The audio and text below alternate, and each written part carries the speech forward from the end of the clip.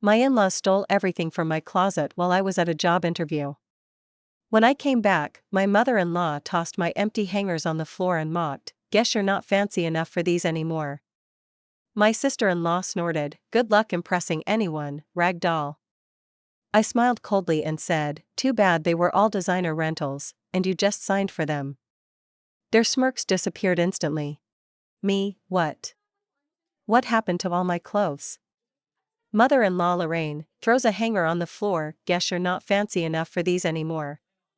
Sister-in-law Marcia snorts, "Good luck impressing anyone, rag doll."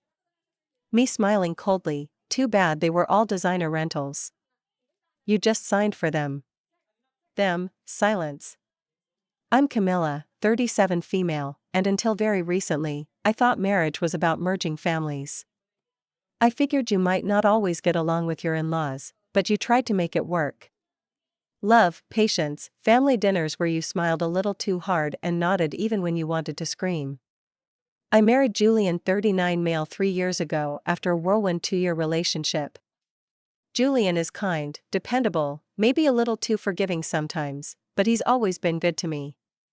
His family though. That's another story. Julian's mother, Lorraine, is the kind of woman who bakes pies for church raffles but will cut you down to the bone with a single glance. Southern charm mixed with something rotten underneath. His sister Marcia, 41 female, is sharper-edged, openly bitter about, well, everything. Her divorce, her finances, her life in general. She lives about 15 minutes away from us and has always had this entitled attitude when it comes to Julian, like he owes her for escaping their family dysfunction. We live just outside Charlotte, North Carolina, in a modest little 2-story home we scraped to afford. It's nothing fancy, but it's ours. I've always loved fashion, not runway or flashy stuff, but the kind of classic, beautiful clothes that make you walk a little taller. With a tight budget, I turned to designer rental services. It made me feel like the confident woman I wanted to be, without the debt. But Lorraine and Marcia never saw it that way. They saw it as me putting on airs, pretending to be something I wasn't. They thought it was funny, pathetic even, that I tried to present myself well. Julian tried to smooth things over for months, but resentment simmered, low and steady. Then, a few weeks ago, came the opportunity of a lifetime, an interview for a senior marketing strategist position at a prestigious firm downtown. I knew this could be the career break I had worked years for. I prepared like my life depended on it. Rented a gorgeous navy sheath dress. Polished my resume. Practiced answering mock interview questions in the mirror until my throat went dry. Julian had to work that morning, so when Lorraine and Marcia called saying they wanted to see me off, I hesitated. But I didn't want to be rude. I should have trusted my gut. The morning of the interview, I let them in, distracted and buzzing with nerves. I didn't really pay attention to how they looked around, whispering to each other when they thought I wasn't watching. I left, heart hammering, focused only on making it to the office on time. The interview lasted a little over 2 hours, and I felt it had gone well.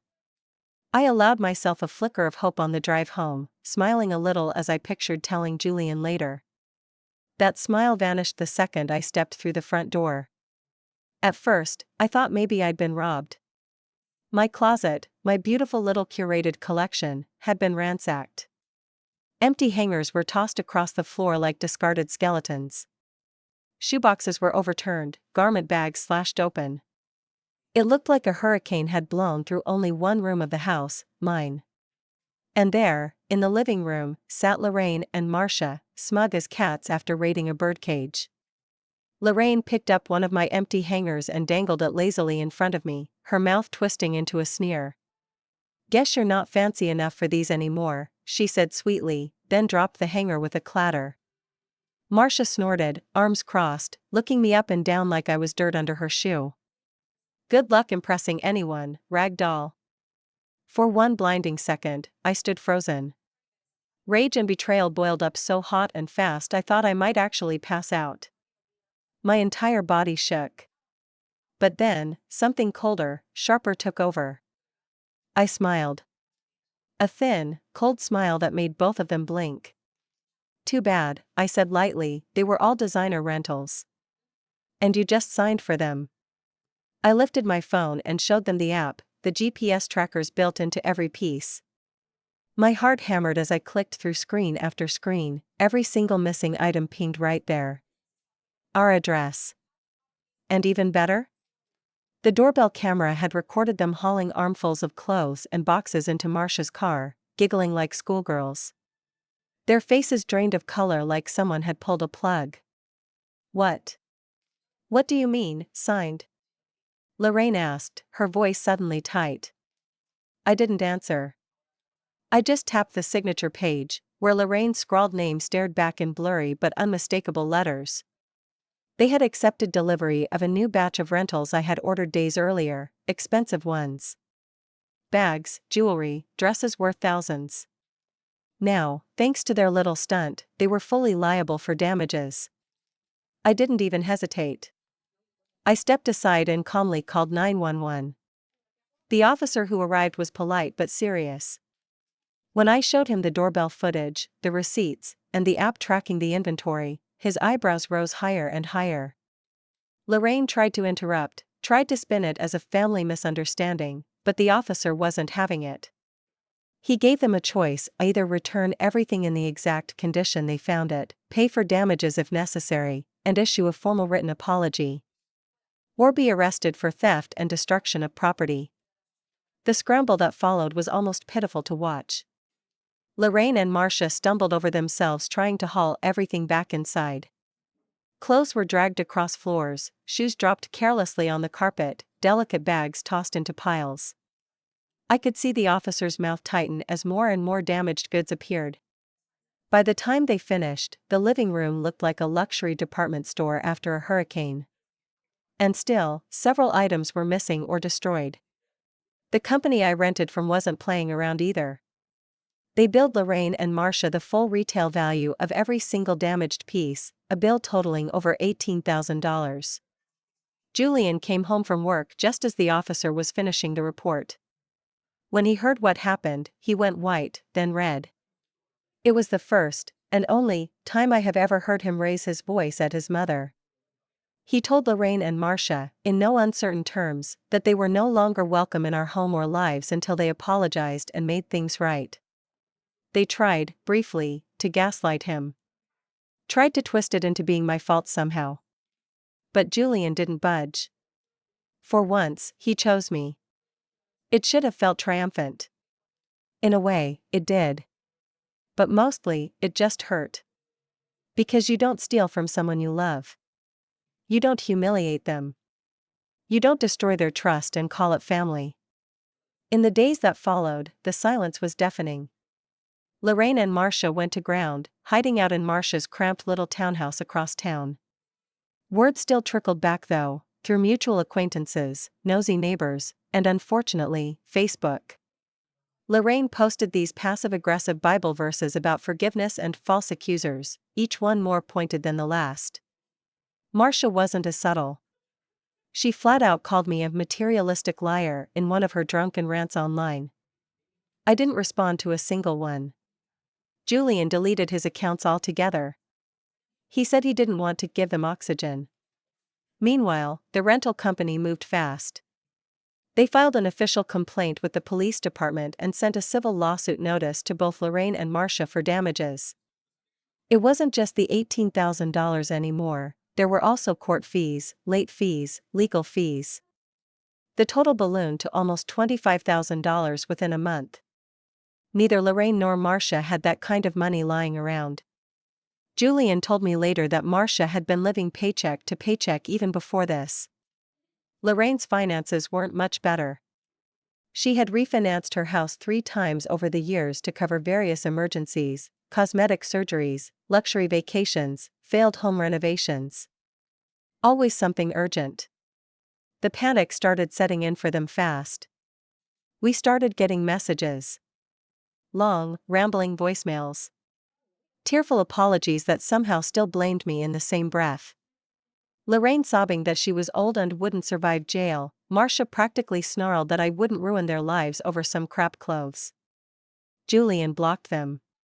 I didn't even listen past the first few seconds anymore. I deleted everything.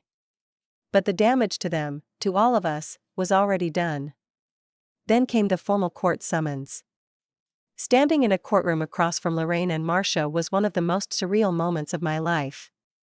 Lorraine showed up wearing a dress far too young for her and makeup thick enough to crack.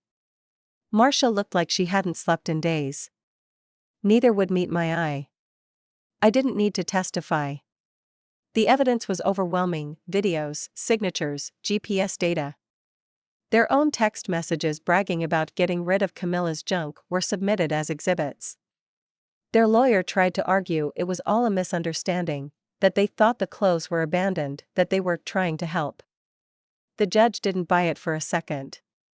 Both were found liable. Full restitution plus damages. If they couldn't pay, liens would be placed against their properties. Wage garnishments would follow. I remember sitting there, listening to the verdict being read, feeling strangely detached. Like it was happening to someone else. Lorraine broke down in loud, heaving sobs right there in the courtroom. Marcia turned on her heel and stormed out without a word. Julian just squeezed my hand tighter. Life moved forward, but things stayed messy. At first, it was quiet. Too quiet. Weeks stretched on where we heard nothing at all. Then came the retaliation attempts. Lorraine tried to rally Julian's extended family against us, spinning wild stories about how I had set her up, entrapped her, ruined her out of spite. She painted herself as this poor old woman who had made an innocent mistake and been financially destroyed by a vindictive daughter-in-law. Some of Julian's aunts and cousins bought into it. We stopped getting invited to family gatherings. People who once smiled and hugged me at barbecues now wouldn't even look me in the eye at the grocery store. It stung more than I wanted to admit. Julian took it even harder. I could see it wear on him, the weight of knowing that choosing me, defending me, meant losing parts of his old life too. But he never wavered. He told me once, late one night when I found him staring blankly at the ceiling, "Family doesn't steal from you. They don't humiliate you. They sure as hell don't blame you for standing up for yourself." I didn't cry much through all of it, but that night, I did. Financially, Lorraine and Marcia spiraled. The company wasn't playing around. They started seizing assets. Marcia's car, repossessed. Lorraine's heirloom jewelry collection, auctioned off piece by piece. Rumors flew through town like wildfire. The woman who once lorded her perfect image over everyone was now the subject of endless whispered gossip. Friends dropped off. Church acquaintances turned their backs.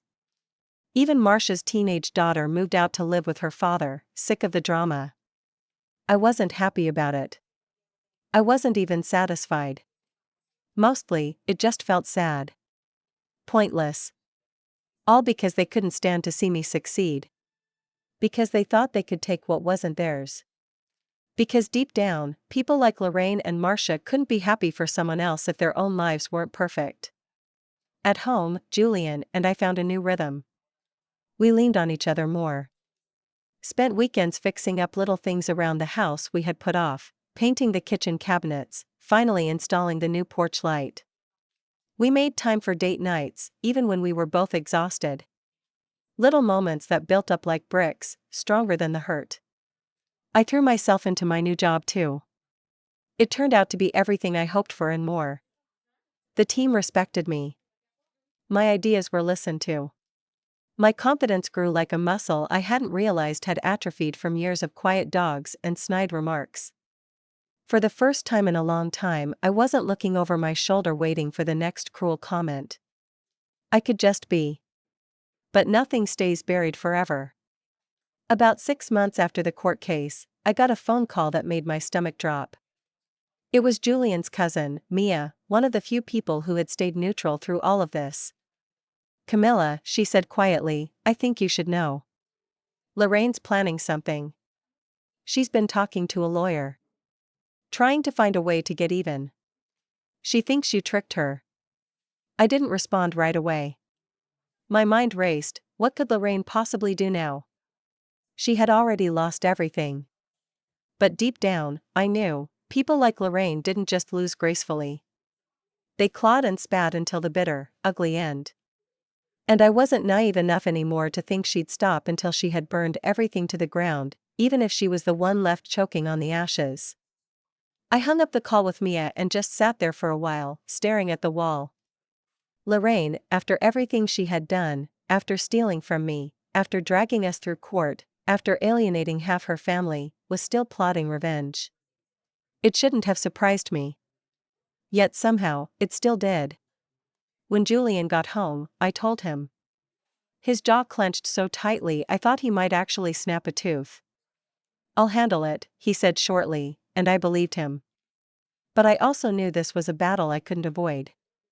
Lorraine didn't see Julian and me as a married couple anymore. She saw me as the enemy, the thief who had taken her son, her money, her pride. She wasn't going to let that go. About 2 weeks later, the first letter arrived. A formal notice, written by some no-name attorney Lorraine had scraped together.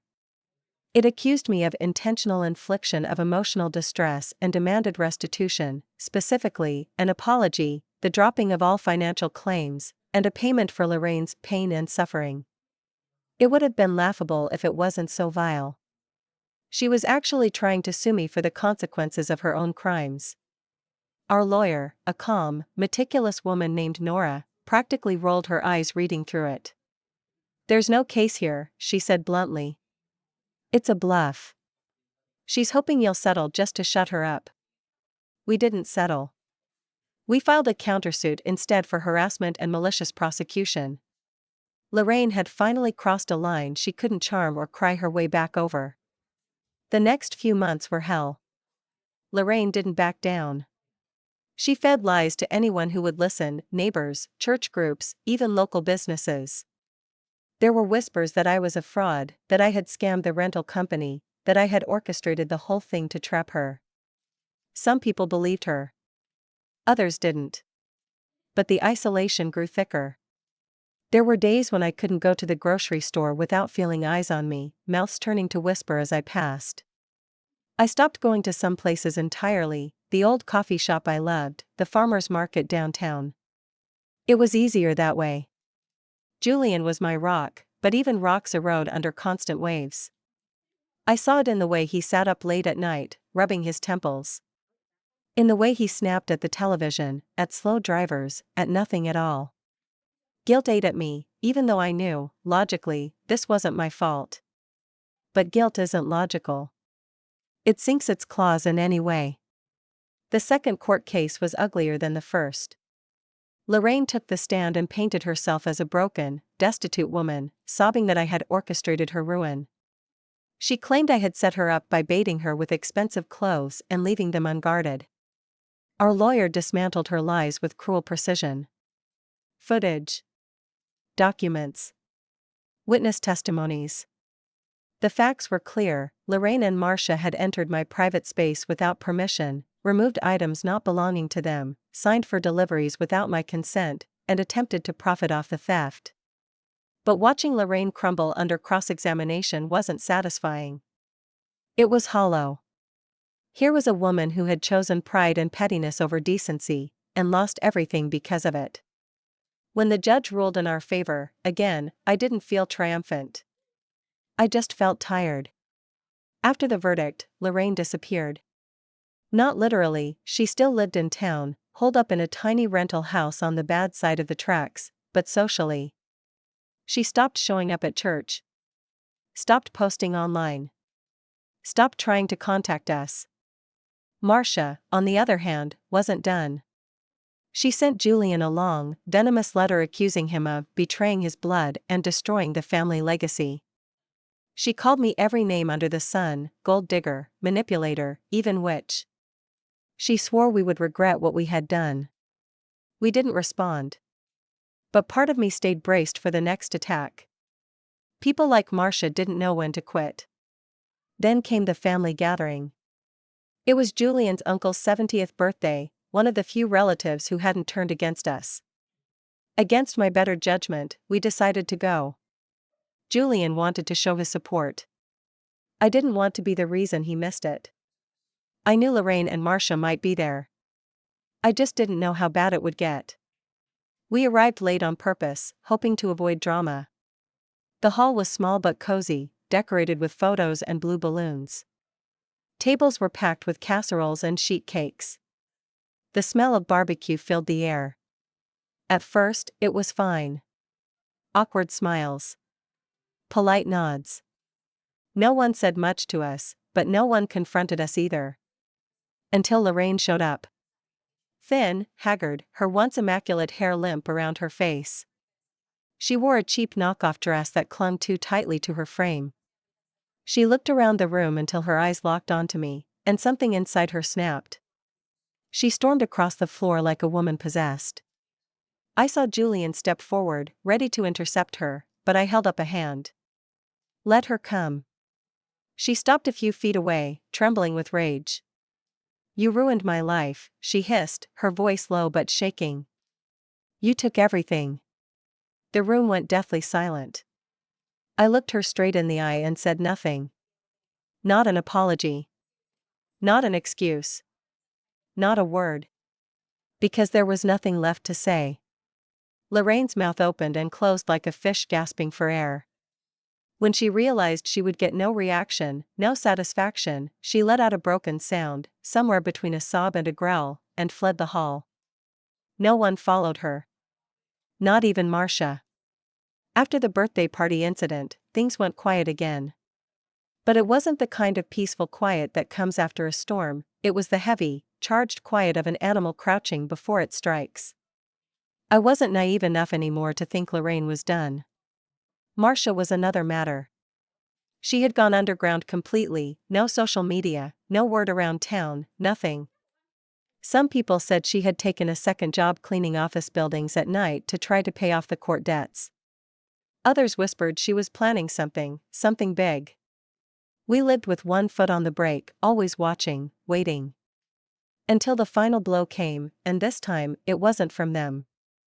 It was from their own arrogance.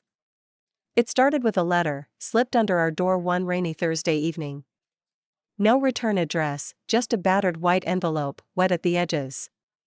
I opened it cautiously. Inside were copies of documents. Lease agreements. Credit card applications. Even an attempt to open a new car loan, all in my name. Marcia's name appeared on the witness lines of a few of the applications. Lorraine's handwriting was unmistakable on others. They had tried, and failed, to commit identity theft. Badly.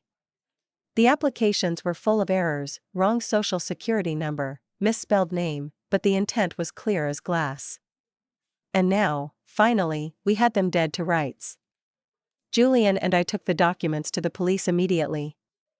The officer who took our report had to stop himself from laughing out loud when he flipped through the sloppy paperwork. You know, he said dryly, some people just don't know when to quit. Charges were filed within a week. Identity theft. Attempted fraud. Forgery. Serious felonies, not just civil court slap on the wrist stuff. This time, there would be no begging their way out. No blaming me. No spinning it as a family misunderstanding. Court was cruel, but in a different way this time. Lorraine barely spoke during her hearings. She looked beaten, her once formidable presence crumbling into dust. Her hair, once so perfectly styled, was cut unevenly, as if she'd hacked it off herself in some bathroom mirror at 2 a.m. Her clothes hung off her frame. She shuffled instead of walked. Marcia tried to put on a brave front, all fake smiles and loud defenses. But it fell apart fast. Under cross-examination, she tripped over her lies again and again. The jury didn't take long. Guilty on all counts. The sentence? Community service, probation, hefty fines neither could afford, and worst of all for them, a public record. Their reputations, already in tatters, were now officially and permanently destroyed. In a small town like ours, that's a fate worse than jail. They became pariahs. No one would hire them. No one would rent to them. Even the churches, usually havens of forgiveness, closed their doors. I never laid a finger on them. I never shouted, never cursed, never stooped to their level. And yet, watching them reap exactly what they had sown was more satisfying than any revenge I could have planned. After that, Lorraine moved away, quietly, one night, with no announcement. Rumor had it she went to live with a distant cousin out west. Someone desperate enough for a little extra rent money to take her in. Marcia clung to the edges of town for a while longer, showing up now and then at the cheap bars, older and more bitter with each passing month. I stopped hearing about her eventually. She faded out like a bad memory. As for Julian and me, we healed. It wasn't quick. It wasn't easy. Trust once broken, even secondhand, is slow to rebuild. But we did it. Brick by brick. We filled our home with new memories. New clothes, too, ones I bought with my own money now, ones that hung proud in my rebuilt closet. Not because I needed to prove anything to anyone, but because I wanted to. I earned it. I earned everything. Sometimes, when I pass the little strip of road where Lorraine's old house once stood, now foreclosed and boarded up, I allow myself a small smile. Not cruel. Not gloating. Just satisfied. Because they thought they could take everything from me, my dignity, my future, my peace, and leave me broken. But in the end, they lost everything. And I'm still standing.